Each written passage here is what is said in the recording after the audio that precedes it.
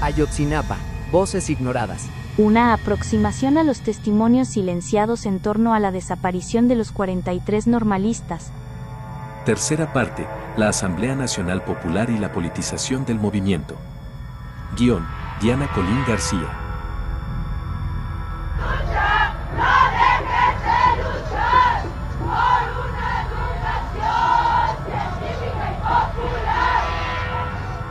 Desde los primeros días posteriores a la desaparición de los 43 normalistas de Ayotzinapa, el caso desbordó los límites de Guerrero y se convirtió en una causa nacional.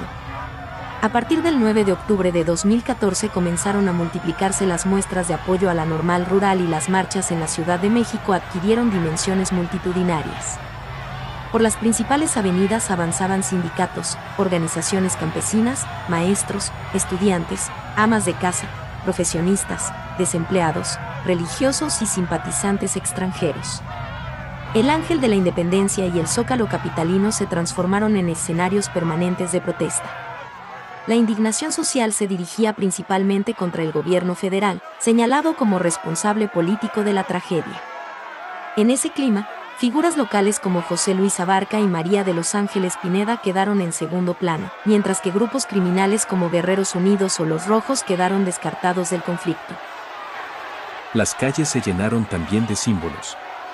Banderas con el rostro del Che Guevara, imágenes de Emiliano Zapata, retratos del subcomandante Marcos, mantas con los rostros de los 43 desaparecidos y caricaturas dirigidas contra autoridades federales y estatales acompañaban cada jornada. Algunos asistentes se disfrazaban de Enrique Peña Nieto, de soldados o de calaveras. La efervescencia política convivía con una pregunta que recorría las movilizaciones: ¿qué sigue?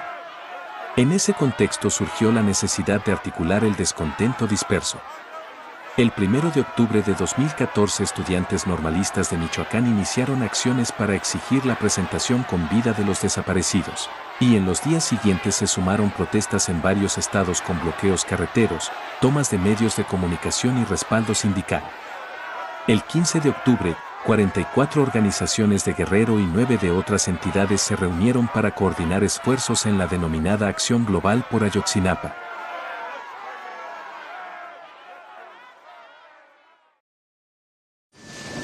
Nuestro posicionamiento político de esta asamblea, en donde nos declaramos a todas las organizaciones sociales, estudiantiles, de exigir al gobierno federal, a la Procuraduría General de la República, a la Secretaría de Gobernación, exigimos la presencia de nuestros hermanos, de los 43 desaparecidos. De ese proceso nació formalmente la Asamblea Nacional Popular, ANP, impulsada por el Comité Estudiantil de Ayotzinapa y miembros de la CETEC, con sede en el comedor de la Normal Rural. Fue presidido por el abogado Vidulfo Rosales, Melitón Ortega, tío del normalista desaparecido Mauricio Ortega, el padre de familia Felipe de la Cruz, estudiantes de la Normal como Omar García, y varias organizaciones civiles. Su propósito era articular organizaciones sociales, vincularse con la ciudadanía inconforme y construir un programa común bajo principios declarados de democracia interna y respeto a distintas posturas.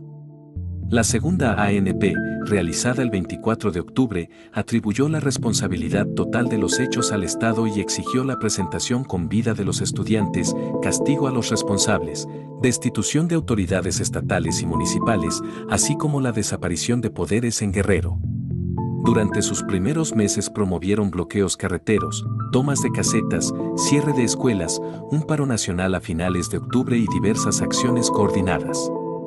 Más adelante, ante la falta de resultados, la estrategia incluyó intentos de ingresar a instalaciones militares, lo que derivó en enfrentamientos sin avances concretos en la búsqueda.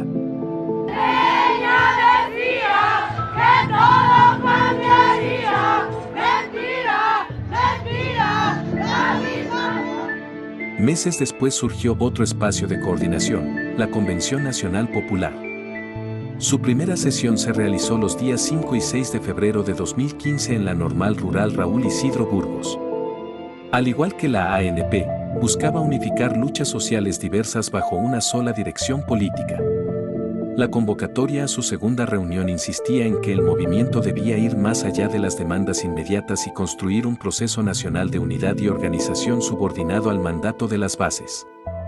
La mesa principal de la convención era presidida por los padres de familia de los 43 normalistas y por el Comité Estudiantil de Ayotzinapa. Desde ahí coordinaban a 65 delegados de organizaciones provenientes de distintos estados del país. El trabajo se dividía en 3 grandes mesas temáticas: la construcción de un referente nacional, la elaboración de un programa político y el diseño de un plan nacional de lucha. Así, entre octubre de 2014 y los primeros meses de 2015, Ayotzinapa dejó de ser solo una tragedia local para transformarse en una protesta nacional que puso en jaque al gobierno del entonces presidente, Enrique Peña Nieto. Dentro de la Normal, especialmente en el comedor donde se celebraban reuniones y asambleas, predominaba un ambiente de euforia política mezclada con dolor. Corrían noticias de manifestaciones realizadas en más de 10 países de Europa y América Latina. También se hablaba de pronunciamientos solidarios en lugares tan lejanos como Turquía y Rusia. Para muchos asistentes, aquello demostraba que la causa había rebasado fronteras y que el caso Ayotzinapa se había transformado en un emblema global contra la represión estatal. Entre estudiantes, activistas y visitantes comenzó a circular la idea de que ese movimiento representaba la continuidad de la llamada Primavera Mexicana, iniciada años antes con almohadilla Yo Soy 132. En ese clima se escuchaban frases llenas de convicción, que el gobierno ya había perdido la batalla política, que nadie creía la versión oficial, que el pueblo estaba despertando y que la lucha ya estaba ganada. El entusiasmo se alimentaba de la presencia constante de organizaciones sociales, sindicatos, colectivos universitarios y ciudadanos sin militancia previa que llegaban a ofrecer apoyo logístico, económico o humano. La Normal recibía víveres, donaciones, brigadistas y visitantes de distintos estados. Para muchos, Ayotzinapa se había convertido en el punto de encuentro de todas las inconformidades acumuladas del país. Sin embargo, conforme avanzaban las semanas, también comenzaron a hacerse visibles las dificultades para convertir la indignación en una estrategia eficaz. Las reuniones eran largas, multitudinarias y cargadas de expectativas. En ellas se discutían propuestas como paros nacionales, movilizaciones universitarias, bloqueos carreteros, tomas de casetas, boicots electorales y acciones de presión coordinada. Pero con frecuencia muchos asistentes salían frustrados. Las propuestas debatidas en mesas no siempre aparecían en los resolutivos finales. Algunas eran excluidas sin explicación y otras parecían responder más a ciertos grupos organizados que al consenso general.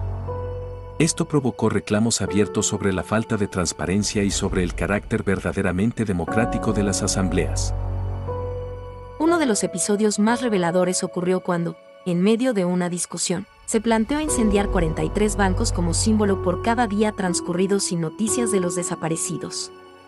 La reacción más contundente vino de una madre de familia, quien interrumpió indignada para recordar que quemar bancos no haría aparecer a sus hijos y que, además, dañaría a trabajadores ajenos al conflicto. Sus palabras desarmaron momentáneamente la retórica radical que dominaba ciertos sectores. Ese momento evidenció una tensión constante. Mientras algunos grupos buscaban escalar la confrontación política, los padres seguían centrados en una demanda concreta y dolorosa: encontrar a sus hijos. Durante los debates aparecieron 2 posiciones principales. Una insistía en que Ayotzinapa debía mantenerse como eje único de la lucha, evitando dispersar fuerzas en otras agendas. Otra proponía sumar demandas más amplias, como la abrogación de reformas estructurales, la lucha contra el neoliberalismo o la reorganización general de la izquierda social. Esa ampliación generó resistencias, pues muchos consideraban que alejaba el foco de la búsqueda de los estudiantes y diluía la fuerza moral del movimiento. También comenzaron a escucharse críticas directas hacia la conducción política de las asambleas. Diversos asistentes señalaron que corrientes ligadas a la CETEC, al Frente Popular Revolucionario y otros grupos cercanos controlaban el uso de la palabra, orientaban las conclusiones y marginaban voces disidentes. Quienes pedían autocrítica o cuestionaban ciertas tácticas eran ignorados, interrumpidos o relegados al final de las intervenciones. Poco a poco, el movimiento que se proclamaba plural empezaba a reproducir prácticas autoritarias internas. La discusión sobre las elecciones intermedias de junio de 2015 profundizó aún más esas fracturas. Algunos sectores impulsaban la anulación del voto, campañas informativas o protestas pacíficas.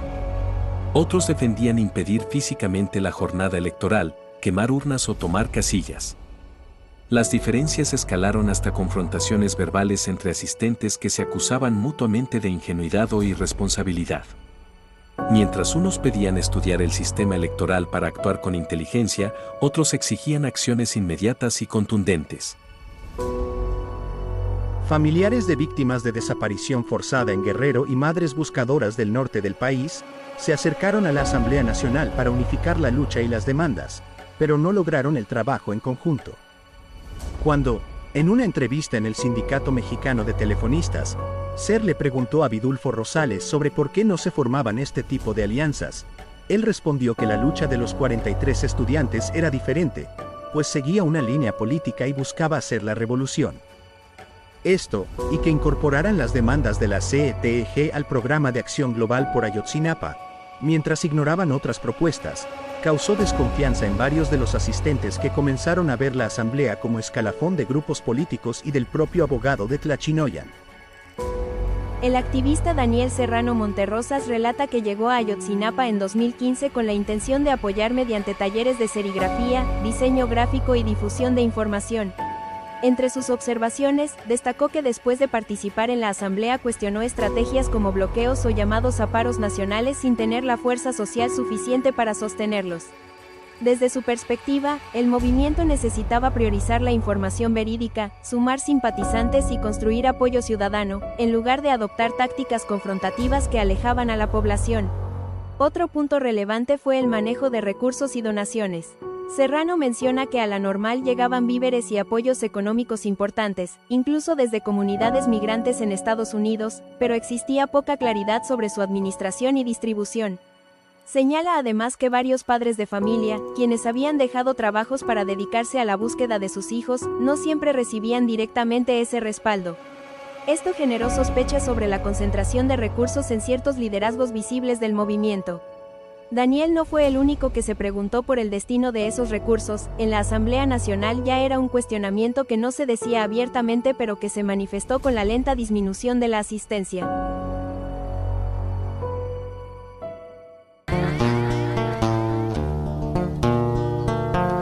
Todo comienza en un sueño, por quererse superar.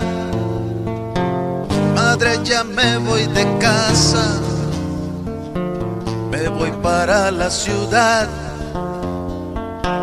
Madre, ya me voy de casa, mamá, tengo ganas de estudiar.